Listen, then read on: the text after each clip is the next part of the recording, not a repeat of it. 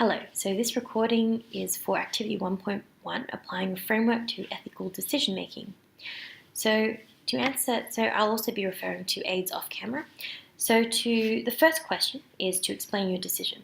So my decision firstly would be to consult my supervisor and explain that I'm not comfortable with these initial instructions. Secondly, I would consult with the client and say that these instructions are a breach of the solicitor's conduct rules, particularly Rule 3.1, where it's the solicitor's duty to the court and administration of justice. That's their primary duty.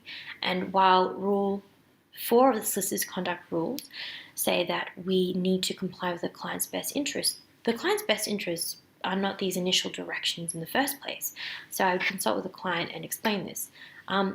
So number 3, I would also write to the Law Society asking them for how to act in this situation, this client situation.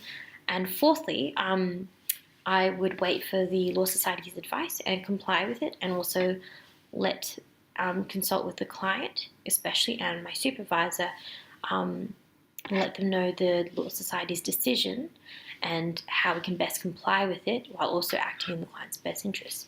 So the second question is to comment on the other student's decision and how it affected mine.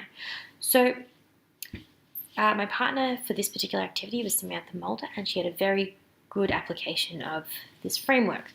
In particular, she pointed out that it was important to consult with the solicitor, with your supervisor, as well as the client, and to also consider how these decisions, while upholding especially Rule 3.1 of the solicitor's conduct rules, it might build a reputation, a bad reputation within professional circles, or even by word of mouth, clients will think that you will not act in their best interests. And so that's how it affected my decision, in that Samantha really pointed out that you need to consult heavily with your client and consult heavily with your supervisor.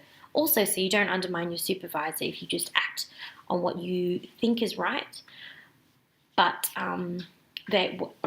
this is against what their initial instructions were.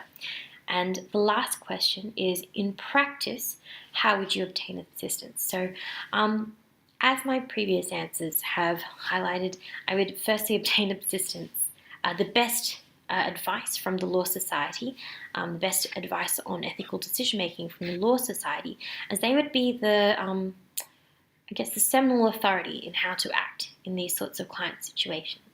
I'd also, in practice, consult with not just my supervisor, but also more lawyers within my own firm to kind of gauge what the best solution may be, or if they've had similar cases.